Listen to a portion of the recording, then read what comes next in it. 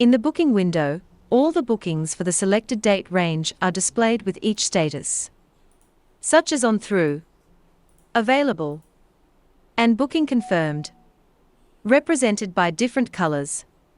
You can easily filter bookings by client name, company name, inventory name, date range, profile, booking status, or type.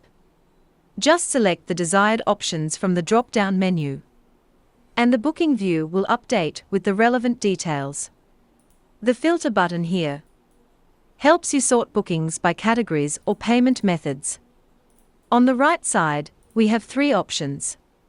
The utility report allows you to check booking efficiency for your inventories. The download button lets you export the booking list in Excel format. Add new button to create a new booking.